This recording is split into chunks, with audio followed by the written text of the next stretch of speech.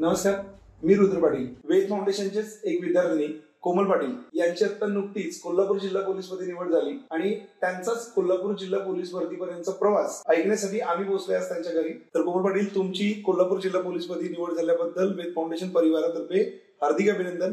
आणि तुमच्याबरोबर तुमच्या प्रवासामध्ये तुम्हाला साथ देणारे तुमचे पतिदेव, तुमचं चिरंजीव, या सर्वांचं देखील हार्दिक अभिनंदन. तुम्ही थोडक्यात तुमची ओळख सांगाल? मी कोमल प्रकाश पाटील, कोल्हापूर पोलीस मध्ये इथं निवड झाल्या. मी 2017ला ज्यावेळेला स्टार्ट केला त्यावेळेला पहिलीच भरती लगेचच 2 महिन्यातच लगेच आलती. त्यावेळी वेळ कमी मिळाला मला त्यात काही कळालं नव्हतं, काय नव्हतं. मी त्यावेळेला ग्राउंडला तरी मी पास झालो. ग्राउंडला क्वालिफाय होते, पण मला पेपरचं असं काहीच ज्ञान नव्हतं, म्हणजे काय येणार आहे काय नाही. पहिलीच भरती ना, क्लास नाही ना कुठला, काहीच नाही. मग त्या ह्याच्यातून म्हणजे मला काय एवढा माझा पेपर झाला नाही, त्यामुळे तो माझा चान्स हुकलेलाच. परत माझी 2018ची दुसरी भरती, दुसऱ्या भरतीला मी कमीच पडत होतो.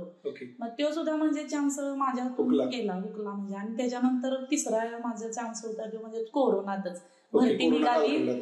2019ला भरती निघाली आणि ती 2 वर्ष घेतलीच नाही ती भरती. तरी पण आम्ही त्यात अभ्यास करत राहिलेलो. त्यावेळेला मला अभ्यासाला भरपूर वेळ मिळाला, मी अभ्यास पण भरपूर केला. 2च जागा होत्या. त्याच्यानंतर मग ती भरती 2021लाच घेतली गेली ना. मग त्याच्यानंतर म्हणजे मला वाटलं आम्हाला म्हणजे कालच वेटिंगच्या जागा उचलतात. मग मी त्या होप्सवर बसलो आणि प्रॅक्टिस वगैरे असं निम्म्यातच टाकली अशी, म्हणजे आपलं होणार आहे. तर नाही, तसं झालं नाही. 18,000ची पदांची जागा आली मोठी 2022ला. ह्यात नाही झालं, परत कधीच नाही होणार म्हटलं. मग असंच ठाणे ग्रामीणला मी फॉर्म भरले आणि तिथं सुद्धा माझ्या 2च जागा होत्या. 2 जागेसाठीच गेलेलो मी तिथं पण. आणि मला भरपूर असं वाटत होतं की आपली सीट तिथं निघणार, कारण माझा फिजिकलचा स्कोर पण चांगलाच होता आणि माझा लेखी पण माझी चांगली होती. पण बायचान्स माझं काय म्हणतात की तिथं पण म्हणजे वेटिंगला बसलो मी 1 नंबरला. तिथून काय मला आता भरतीचं सपवावं का काय, नातेवाईक सुद्धा ते असं थोडंफार हे करायला आली, थांबवायला पाहिजे, कारण आता वेळ झालाय आणि आता काय होत नाही, काय नाही, कशाला उगाच करता वगैरे असं. म्हणजे मुंबईसून आल्यानंतर शेवटची भरती त्यावेळेला डबल फॉर्म चालतच होते. मग त्यावेळेला मी भरल्यानंतर मग माझे आल्यानंतर मी घरी मुंबईला शेवटला माझा निकाल होता आणि त्यात माझी सीट बसणार, मी घरी रडत आलतो. मग मिस्टर बोलले मला, कुणाकडे काय बोलतात त्यांच्याकडे लक्ष देऊ नकोस, शेवट तुझं येस पण नाही तोपर्यंत तू ट्राय करत राहा. या प्रवासात तुमच्या मिस्टरांचं खूप मोठं योगदान आहे. 2-3 अपयश आल्यानंतर सुद्धा त्यांच्या तोंडून असं वाक्य होतं की जोपर्यंत वय संपत नाही तोपर्यंत तुम्ही प्रयत्न करायचा. आणि मला तर असं म्हणायचं आहे की बऱ्याच वेळा असं म्हटलं जातं की एका यशस्वी पुरुषामागे एका स्त्रीचा हात असतो, पण तुमच्या बाबतीत थोडं उलट झालंय. एका यशस्वी स्त्रीच्या मागे एका खंबीर पुरुषाचा हात आहे असं म्हणायला काही अडचण नाहीये. त्यांचं योगदान खूप महत्वाचं आहे, कारण त्यांच्या सपोर्ट शिवाय तुम्ही हा प्रवास नाही करू शकलो. कारण पोलीस भरतीमध्ये बरेच आव्हानं असतात, मैदानी चाचणी आहे, लेखी आहे, आणि या सगळ्या आव्हानातून जात असताना घरातलं सपोर्ट एक खूप महत्वाचं आणि तो रोल तुम्ही खूप चांगल्या पद्धतीने पार पाडले. तरी पण मी मुंबईचं झाल्या दुसऱ्याच दिवशी मी ग्राउंडला सुरू केलं होतं. म्हणजे तुम्ही अपयश थांबले नाही, एकच दिवस जिथं अपयश तिथूनच नवीन सुरुवात केलं. होऊ दे, अगर भरती पडू दे, अगर नाही पडू दे, ही 17,000 मध्ये पडणार आहे हे कुणाच्या दैनिमानीच नव्हतं, म्हणजे माझ्या तरी काय नव्हतं. असंच मी ग्राउंडला बसलेलो आणि त्यावेळेला मला असं वाटलं की आता भरती करूया, पडू दे अगर नाही पडू दे आपल्याला. आणि ग्राउंडची पण आजूबाजूची मुलं मुली आहेतच की काहीतरी म्हणतातच की, पण म्हणजे आता किती वेळ करतेस, किती वर्ष झालं करतेस तू, अजून होत नाही, कशाला उगाच हे करायलास आपल्या म्हणजे बाळाकडे वगैरे असं बोलतात. मग ते पण मला वाईट वाटायला लागलं की आपल्याला असं बोलायला लागलं आणि आपण अजून काय करावं, संपले वाटतं मला वाटलं आता पूर्ण. मग मी असं ठरवलं, तोपर्यंत त्याच 4-5 दिवसातच डिक्लेअर झालं होतं की 17,000ची पदक. मी देवाला गॉड गिफ्टच माझ्यासाठी होतं की कारण एक संधी परत मिळाली, ह्याचं मला सोनं काय पण करून करायचं होतं. कारण मला म्हणजे पूर्ण माझं एकतर माझे मित्रमैत्रिणी सगळी होऊन गेलेली, राहिलेलो मी एकटी.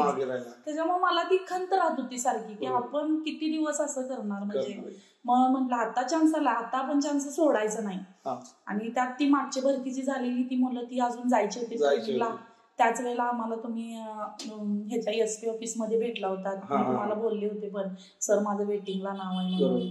त्यावेळेला तुम्ही म्हटलाच कोमल पाटील तुम्ही माझ्या क्लासमध्ये येऊन बसा म्हणून, तुमचे जे काय ते आपण बघूया, तुम्ही कुठं कमी पडताय म्हणून. वेद फाउंडेशन मध्ये ज्या वेळेला आली त्यावेळेला मात्र म्हणजे मी गणित ज्या वेळेला तुम्ही जेव्हा शिकवत होतात ना त्यावेळेला मला सारखं वाटायचं हे प्रत्येक जे तुम्ही जे आम्हाला जे पॉइंट शिकवत होतात ना तो प्रत्येक पॉइंट महत्वाचं आहे. रोज न चुकता तिथे येत होतं. हा मला त्यात काय मिळतंय का नाही हे मला बघायचं, हा हे मला पाहायचं होतं की काय मला, आणि मला मिळालं त्यात बऱ्याचशा गोष्टी. कारण ज्या मी अवघडात जात होते ते तुम्ही सोप्यात सांगत होतात आम्हाला भरपूर, ते मला आवडायचं. पण परीक्षेच्या वेळेला भरपूर कमी वेळ मिळाला मला, आणि माझी गणित भरपूर बरोबर आहे. सगळ्या बऱ्यापैकी माझा गणितचाच स्कोर चांगला झालाय.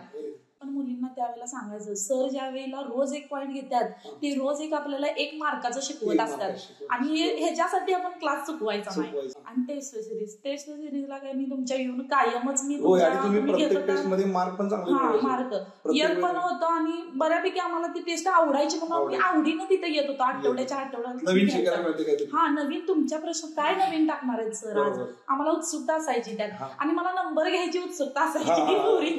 हा नंबर मला पाहिजे ही जिद्द गरजेची असते. ती मला मिळत होतं, आणि त्या पेपर मधनं सुद्धा बरंच काही आम्हाला नवीन भेटत होतं. नवीन गणित मध्ये काय नवीन सर टाकतात आज ना, मग हे आम्ही बघणार, त्यावरच आमचा स्टडी.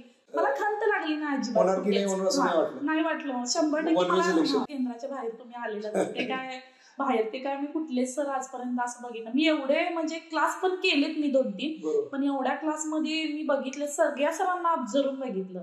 म्हणजे परीक्षा केंद्राच्या बाहेर जे शिक्षक येऊन आपल्याला विचारतात, हा मी फील कुठं बघितला नाही. म्हणजे आपल्याला ते भारी वाटलं की आपले सर आपल्याला विचारायला लागल्यात, जे शिकवतात तेच सर येऊन जे आपल्या केंद्राच्या बाहेर येऊन आपली वाट बघतात विद्यार्थ्याची की कसा गेला पेपर, काय गेला. म्हणजे एक धीर देण्याचं कामच आहे पेपर.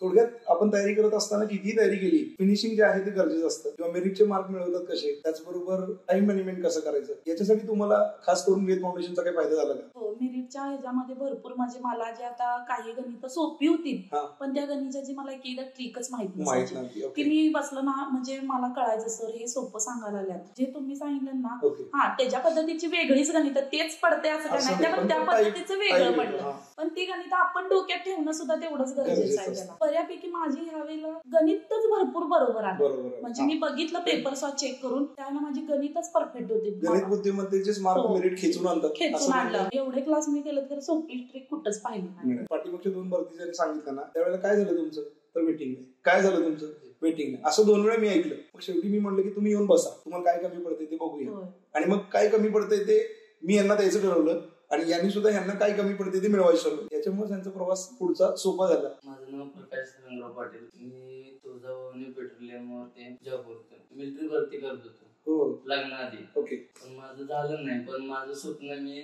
म्हटलं माझ्या बायकोचं स्वप्न पूर्ण करायचं. मध्यरात्री ते 12 पासून पर्यंत तिथून अभ्यास चालू करायची पहाटे 6-7 वाजेपर्यंत. मग तिथून पुढे मग आम्ही दिवसभर घरातल्या जबाबदाऱ्या सांभाळायच्या, म्हणून रात्रीवरून अभ्यास करायचा. बरोबर.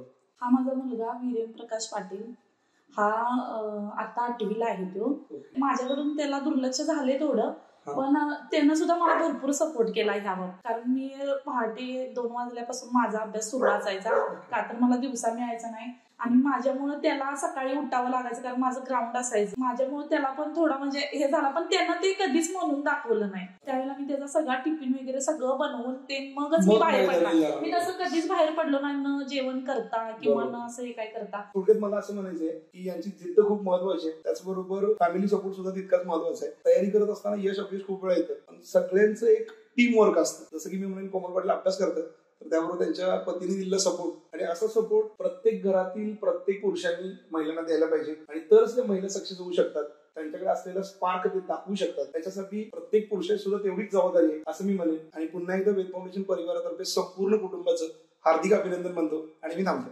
धन्यवाद.